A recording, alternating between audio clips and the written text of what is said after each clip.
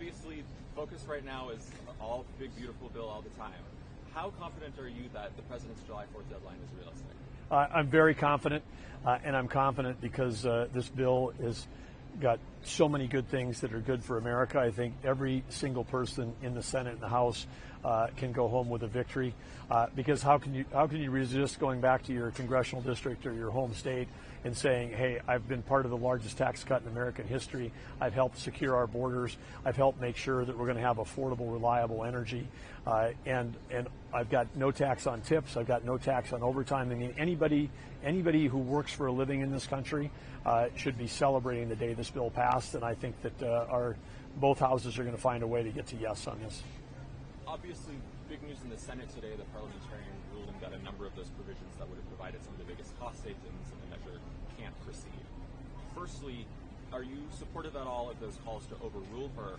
And if not, how big of a challenge is it then to win back some of those conservatives who were, a little bit difficult to win in the first place before they struck down for these cost saving measures? Well, I'm confident, and of course, I think that we've got great leadership with Senator Thune and Speaker Johnson to work their way through it. And I think, again, even though this is the one big, beautiful bill, this particular Congress this isn't their only chance. They're going to have more opportunities. If there's something they felt strongly about that doesn't make it in here, they have an opportunity. They can come back on July 5th and go to work and start working on the next bill if they want to do that. So this isn't the end of the world if one particular thing, but I think the most important thing is there are so many great things in this bill that this bill ought to go forward. It ought to get passed. It ought to be a part of a celebration for America on the 4th of July because this is going to mean so much, especially to working families.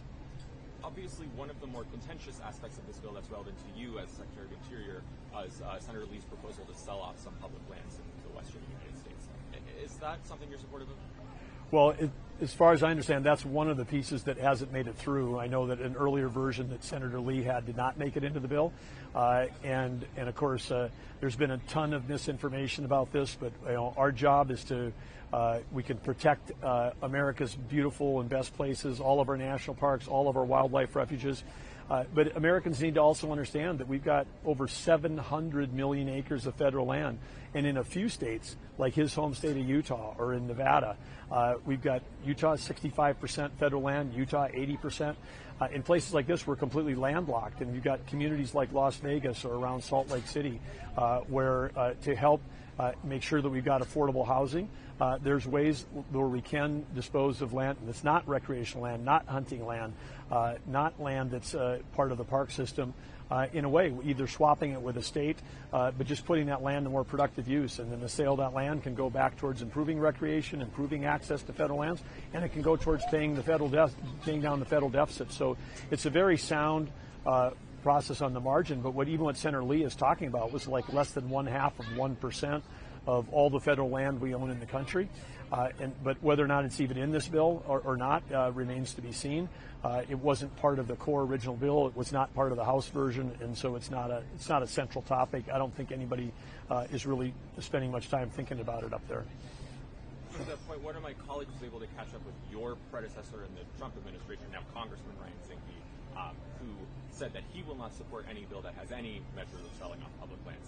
Is that sort of your position, or would you be supportive of any bill that has any component of Senator Lee's proposal? Well, I think Ryan Zinke's a friend of mine, a smart guy, and served our country in a great way. I know that that's his position, and he's part of the reason why that there's no provision that made it in the House bill. So he's been effective on his side of the chamber on that point of view. But I have a responsibility to steward our nation's resources, but I also know we sold 40 acres in Nevada for affordable housing. I was out there with Secretary Turner from the Secretary of Housing and Urban Development, and I know when people talk about federal land and they show pictures of national parks and beautiful forests and snow-capped peaks, we were standing next to a 4-lane highway with a center turn lane with billboards on either side of us on a piece of ground that had no water, some sagebrush. It was basically desert, and that was going to go to the city of Henderson to use for affordable housing.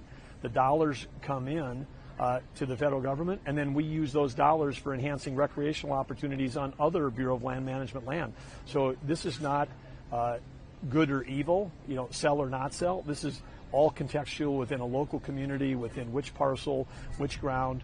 Again, there's a small percentage of the federal land that we own that borders current urban areas that's not used for recreational or national parks. Would make a ton of sense for that to be considered, but it doesn't matter to me at all if it's part of this bill, because it's not something that is. It wasn't part of the president's agenda to be part of this bill in the first place. These were amendments that were tried to add in that may not make it in. One question, not on Big Beautiful Bill, but related to the national parks, which you just brought up.